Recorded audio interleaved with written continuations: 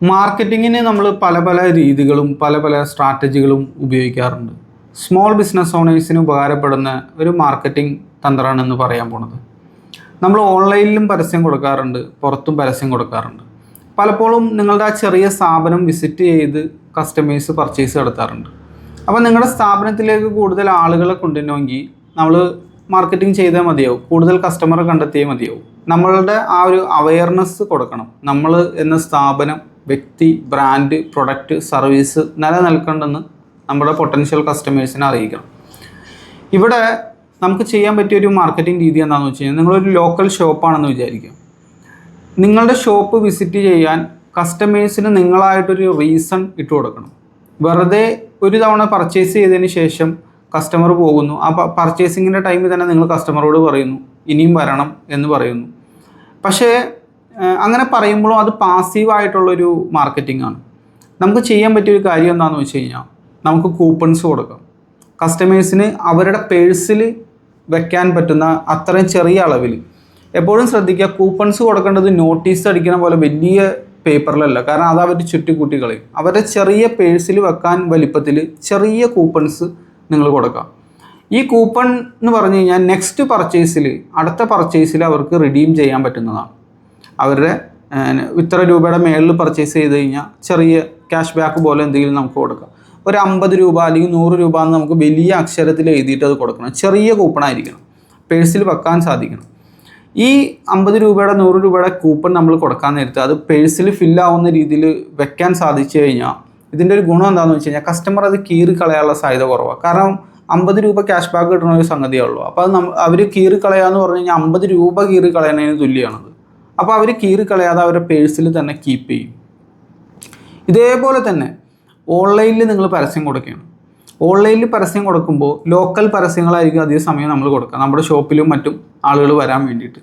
ഇങ്ങനെ പരസ്യം കൊടുക്കുമ്പോഴും നമ്മുടെ വാട്സപ്പിൽ കോൺടാക്ട് ചെയ്യുന്ന കസ്റ്റമറുടെ അടുത്ത് പറയുക, ഞങ്ങളുടെ ഷോപ്പ് വിസിറ്റ് ചെയ്യുക, ഇതൊരു കൂപ്പണാണ്, ഒരു ഡിജിറ്റൽ കൂപ്പൺ പോലെ. ജസ്റ്റ് നിങ്ങൾക്ക് ക്യാൻവയിലോ മറ്റേതെങ്കിലും ഫ്രീ സോഫ്റ്റ്വെയറുകളൊക്കെ ഉപയോഗിച്ചിട്ട് ചെറിയൊരു കൂപ്പൺ അടിച്ചിട്ട് അവർക്ക് സെൻഡ് ചെയ്ത് കൊടുക്കുക.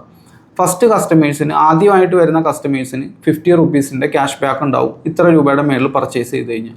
അപ്പോൾ അത് നമ്മളായിട്ടൊരു കാരണം ഇട്ട് കൊടുക്കുകയാണ്. വീണ്ടും വരണോട്ടോ എന്ന് പറയുന്നതിനേക്കാളും പവർഫുള്ളാണ് നമ്മളായിട്ടൊരു റീസൺ ഇട്ട് കൊടുക്കുകയാണ്. എപ്പോഴാണോ നിങ്ങളുടെ ആ പ്രൊഡക്റ്റും സർവീസും ആ കസ്റ്റമർക്ക് ആവശ്യമായിട്ട് വരുന്നത്, അല്ലെങ്കിൽ അവരുടെ ഫ്രണ്ട്സിനോ ഫാമിലിക്കോ ആവശ്യമായിട്ട് വരുന്നത്, നമ്മളുടെ ഈ കൂപ്പണിനെ പറ്റിയിട്ട് അവർ ചിന്തിക്കും. അപ്പോൾ വീണ്ടും നമ്മുടെ അടുത്തേക്ക് വരാനായിട്ടൊരു റീസണാണ്. അപ്പോൾ നമ്മളായിട്ട് റീസൺ ഇട്ട് കൊടുക്കുക കസ്റ്റമർക്ക്. ഇനി നിങ്ങളൊരു നോട്ടീസ് അടിച്ച് പരസ്യം ചെയ്യണമെന്ന് വിചാരിക്കുക. പലപ്പോഴും പലരുടെ നോട്ടീസ് എന്ന് പറഞ്ഞാൽ ജസ്റ്റ് ഒരു നോട്ടീസ് മാത്രം അടിക്കുന്നു. നിങ്ങൾ ആ നോട്ടീസിൻ്റെ താഴെ തന്നെ കത്രിക വെച്ച് കട്ട് ചെയ്തെടുക്കാൻ പറ്റുന്ന ചെറിയൊരു കൂപ്പണും കൂടി അറ്റാച്ച് ചെയ്യുക. ആ കൂപ്പണായിട്ട് വരുന്നവർക്ക് ഇത്ര രൂപയുടെ ഡിസ്കൗണ്ട് എന്നുള്ള രീതിയിൽ അങ്ങനെ ഒരു കൂപ്പൺ നിങ്ങൾ അറ്റാച്ച് ചെയ്യുക. അപ്പോൾ നോട്ടീസ് ഒരുപാട് സ്ഥലത്തേക്ക് ചെല്ലാൻ നേരത്ത് ആ നോട്ടീസിൻ്റെ ആ ഭാഗം മാത്രം അവർ കീറി എടുത്തുകൊണ്ട് നിങ്ങളുടെ ഷോപ്പിൽ വരും. നമ്മളായിട്ട് റീസൺ ഇട്ട് കൊടുക്കുകയാണ്. ജസ്റ്റ് പാസീവായിട്ടുള്ള മാർക്കറ്റിങ്ങിലുപരി ഇത്തരത്തിലുള്ള ആക്റ്റീവായിട്ടുള്ള എന്തെങ്കിലും ഒരു റീസൺ വേണം നമ്മുടെ ഷോപ്പിൽ വരാനായിട്ട്. ആ റീസൺ നമ്മളായിട്ട് തന്നെ കസ്റ്റമർക്ക് ഇട്ട് കൊടുക്കുകയും ചെയ്യണം.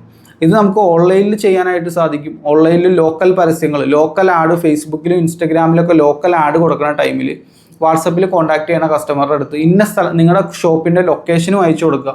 അതുപോലെ തന്നെ ഒരു കൂപ്പണും അവർക്ക് കൊടുക്കുക വരാൻ വേണ്ടിയിട്ട്. ഒരു റീസൺ നോട്ടീസിൻ്റെ അകത്ത് നമുക്ക് ഈ കൂപ്പൺ അറ്റാച്ച് ചെയ്യുക. അതുപോലെ തന്നെ ഓൾറെഡി നമ്മുടെ ഷോപ്പിൽ വന്ന് പർച്ചേസ് ചെയ്യുന്ന കസ്റ്റമേഴ്സിൻ്റെ ആ ബില്ലിൻ്റെ കൂടെ നമുക്ക് ഈ കൂപ്പൺ കൊടുക്കുക. അത് അവരുടെ പേഴ്സിൽ കീപ്പ് ചെയ്യാനുള്ള വലിപ്പത്തിൽ കൊടുക്കുക. അത് ഫിസിക്കൽ കൂപ്പൺ കൊടുക്കാൻ നേരത്ത് പേഴ്സിൽ കീപ്പ് ചെയ്യാതെ വലിയ വലിപ്പത്തിലുള്ളതാണെങ്കിൽ 2 ദിവസം കഴിയുമ്പോൾ അത് അവർ അവിടെ ഇവിടെയൊക്കെ വെക്കും. മറ്റേതാകുമ്പോൾ എപ്പോഴും പേഴ്സ് അവരുടെ കൂടെ ഉണ്ടാവും. അപ്പോൾ ആ പേഴ്സിൻ്റെ അകത്ത് തന്നെ വെക്കാൻ പറ്റുന്ന വലിപ്പത്തിൽ കൂപ്പൺ അടിക്കാൻ നോക്കുക.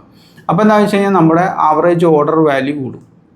ഒരു കസ്റ്റമർ വന്ന് പർച്ചേസ് ചെയ്യാൻ നേരത്ത് അവരിപ്പോൾ 499 രൂപയുടെ മേളിൽ പർച്ചേസ് ചെയ്ത എത്ര ക്യാഷ് ബാക്ക്, 999 മേളിൽ പർച്ചേസ് ചെയ്ത എത്ര ക്യാഷ് ബാക്ക് എന്ന് വരാൻ നേരത്ത് ഒരു 400 നിൽക്കാൻ നേരത്ത് ഒരു 100 രൂപയുടെ എന്തെങ്കിലും കൂടി എടുത്ത് അവർ ആ കൂപ്പൺ റിഡീം ചെയ്യാനായിട്ട് നോക്കും. അപ്പോൾ എന്താ വെച്ചാൽ നമ്മൾ ബിസിനസ് ചെയ്യുന്ന ആളുകളെ സംബന്ധിച്ചിടത്തോളം ഗുണം എന്താണെന്ന് വെച്ച് കഴിഞ്ഞാൽ ആവറേജ് ഓർഡർ വാല്യൂ കൂടും, അതിനനുസരിച്ച് നമ്മുടെ ലാഭവും കൂടും.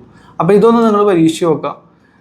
സക്സസ്ഫുള്ളായിട്ട് പലരും ചെയ്യണ ഒരു മാർക്കറ്റിംഗ് തന്ത്രമാണ്. ഇതുപോലുള്ള ബിസിനസ് വിശേഷങ്ങളായിട്ട് നമുക്ക് വീണ്ടും കാണാം. പിന്നെ ഒരു കാര്യം, നിങ്ങൾക്ക് സോഷ്യൽ മീഡിയ ഉപയോഗിച്ച് കൂടുതൽ കസ്റ്റമറെ കണ്ടെത്താനും ഇതുപോലുള്ള മാർക്കറ്റിംഗ് രീതികളൊക്കെ പഠിക്കണമെന്ന് ആഗ്രഹമുണ്ടെങ്കിൽ എൻ്റെ കോഴ്സിൽ പങ്കെടുക്കാം. കോഴ്സിൽ പങ്കെടുക്കാനുള്ള ലിങ്ക് താഴെ കൊടുത്തിട്ടുണ്ട്. വാട്സപ്പ് ഗ്രൂപ്പിൻ്റെ ലിങ്കാണ്. അതിൽ ക്ലാസ്സുകളും വരും. അപ്പോൾ ഗ്രൂപ്പിൽ ജോയിൻ ചെയ്യുക. കോഴ്സിൻ്റെ ഡീറ്റെയിൽസും കാര്യങ്ങളും എല്ലാം ഗ്രൂപ്പിൽ അറിയാനായിട്ട് സാധിക്കും. Thank you for watching.